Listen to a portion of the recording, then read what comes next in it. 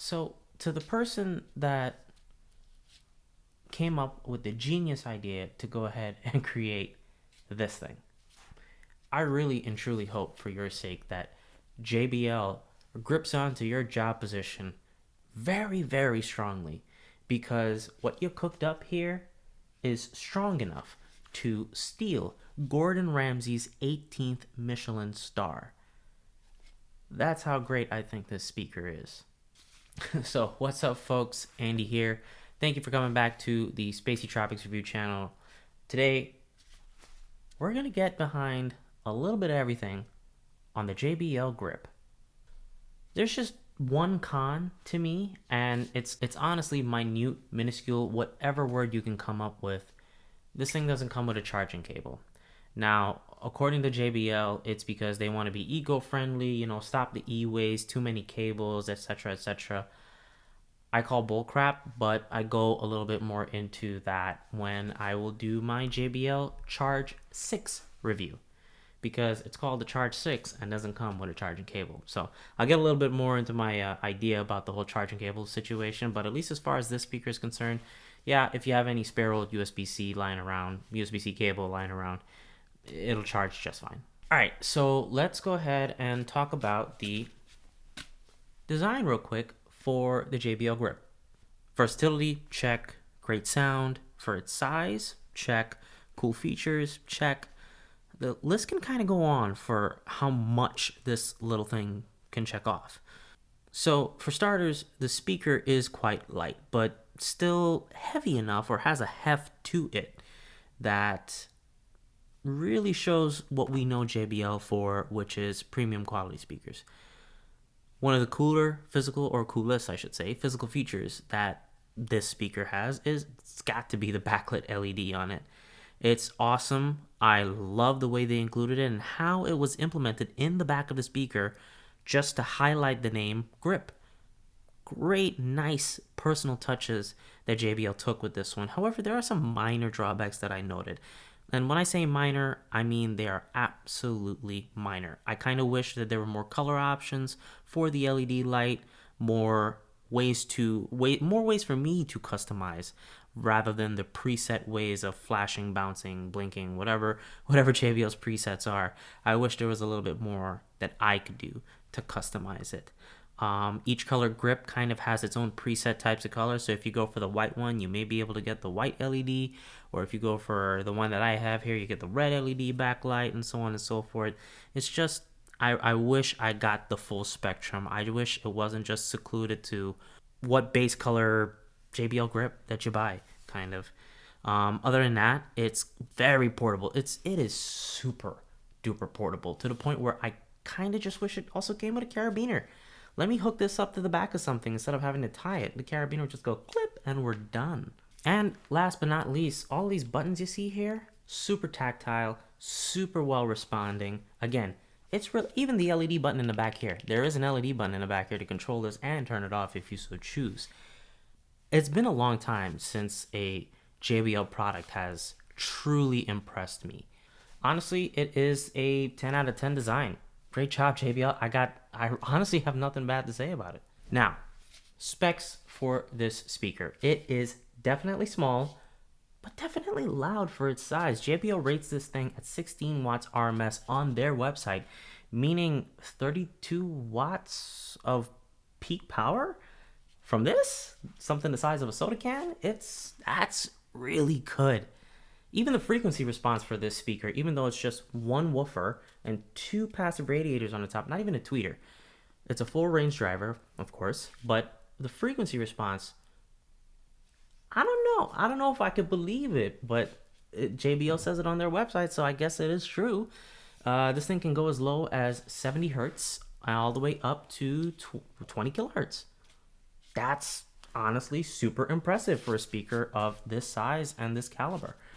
Quite honestly, for me, putting the speaker, messing with the EQ and so on, and then putting the speaker at about 50, maybe even all the way up to 75% volume is really where this thing shines. On the lower end of the spectrum, you get a little bit of bass, but the bass isn't as strong as compared to raising it up to a little bit higher volume. That's again where the speaker truly shines. 40% and up to 75%, that is where the speaker belongs, and it does a great job at it. Now, speaking of speaker tests, as far as the songs are concerned that I'm about to play, both songs that I will play are made by me in GarageBand. This is honestly to avoid copyright infringements and whatever as much as I possibly can.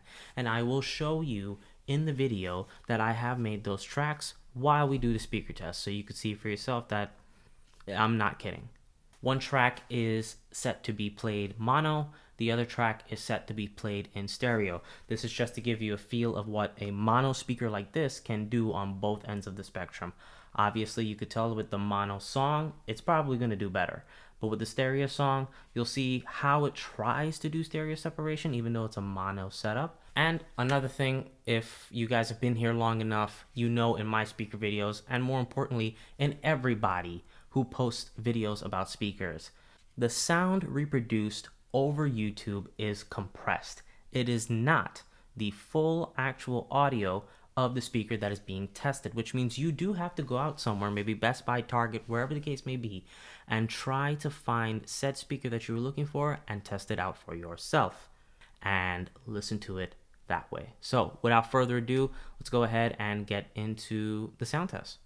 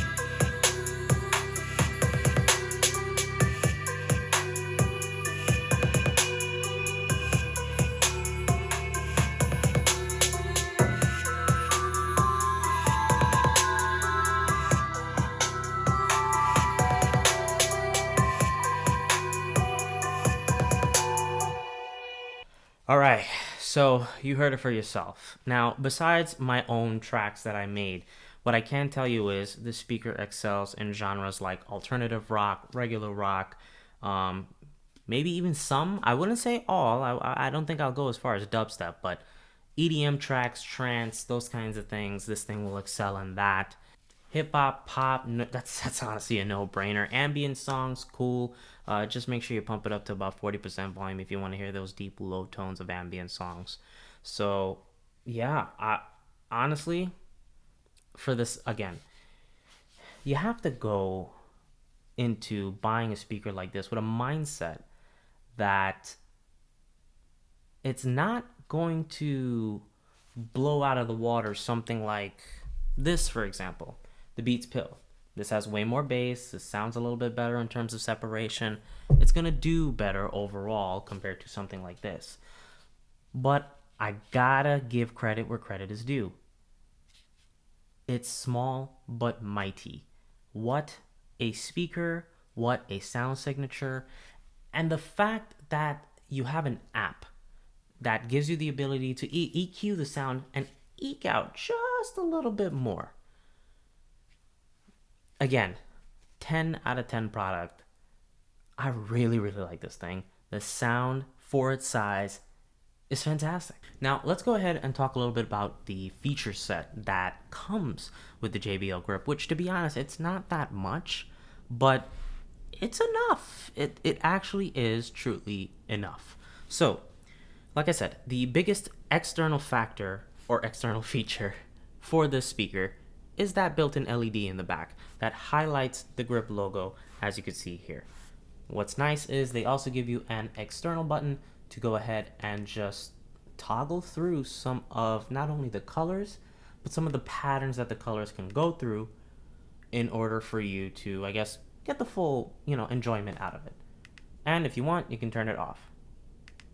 I usually keep it on one solid color, and I tend to keep the intensity of the brightness at about 75%. Something that I notice is that this can get ever so slightly warm to the touch if you have the LED at full brightness. It doesn't get super duper bright, but it gets bright enough to get warm to the touch, and I don't like that. I don't want that on my speaker, especially while it's playing music, because again, this is a light plus the speaker. It's going to drain battery, and battery life is not the greatest on this. It's about 12 hours. Real world use will see about 8 to 10, provided that you listen to this thing at about 50 to 60% volume. So this thing is IP68 dust and water resistant. Pretty standard for most Bluetooth speakers nowadays. No speakerphone on this thing, and to be quite honest with you, I could care less. I don't want my entire conversation blasted out to the world, so no speakerphone is not a big loss for me. And last but not least, this was one of the first speakers in my more recent JBL arsenal that I've gotten that came with Auracast, and never really understood what to do with Auracast because I never really had any other JBL Auracast speaker. Well, I made sure I have an army of JBL speakers now because Auracast is aura awesome. And last but not least, as far as the app is concerned, the app pretty decently easy for any average normal person to use. Maybe not your grandma, but definitely for you, your mom, your dad. Yeah. I don't see any issues with it. Again, it's fairly easy to use. I'll probably post it somewhere here in the video right now, but easy to access the EQ, easy to access the app in general to pick which speaker you want if you have multiple JBL speakers on. Easy to access to change your light colors or what you want to do with the light feature in the back of the speaker. And then, yeah, it's just straightforward for updates as well.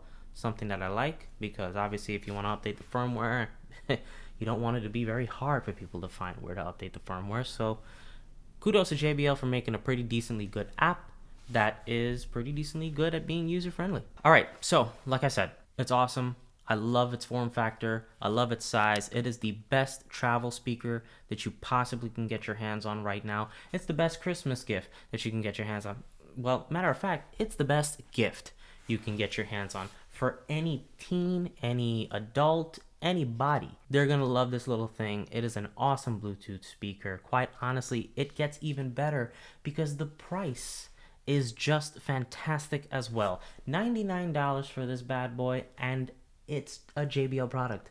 You know what that means? It means it will go on sale on Amazon, and if and only if you can acquire this speaker for $89.99 or less, because I saw it for $85 at one point.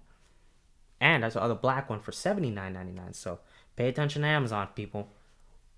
If you can get it for less than what it cost originally, anything less, even $5 less, it is worth the penny. It is worth every dollar. It's proven itself to me. Let's just say that. It has truly proven itself to me that this is probably the king in its class. Long story short, this thing is awesome, but there's somebody knocking right on the door and the footsteps of the Grip. And that is the Bose SoundLink Micro Gen 2. Review for this is coming soon, so stay tuned. Thank you guys for coming back to another video here on the channel. I do truly appreciate it. Please go ahead and like the video. Please subscribe, comment, share the video. You never know if somebody may just need a little bit more additional information on the JBL Grip. It's a fantastic speaker. And again, I wouldn't blame you if you buy it twice, because to me, it's just that good. The Auracast with both of them will just make the complete pair. Other than that, I hope you guys are doing well, and I will see y'all in the next video.